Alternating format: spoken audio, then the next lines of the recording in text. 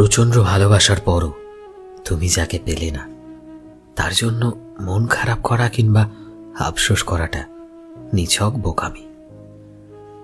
আফসোস তো সে করবে যে তোমার কাছ থেকে এত ভালোবাসা, এত যত্ন, এতটা আদর পাওয়ার পরেও আর একটু ভালো থাকার জন্য অন্য কাউকে বেছে নিয়েছে।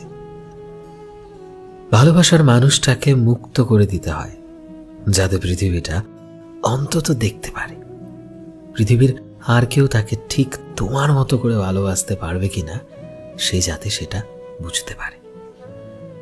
আর যখন সেই মানুষটা পুরো পৃথিবী ঘুরেও তোমার মতো কাউকে পাবে না, ঠিক তখন চরম আফসোস করবে, নিজেকে সান্ত্বনা দেওয়ার ভাষা হারিয়ে ফেলবে।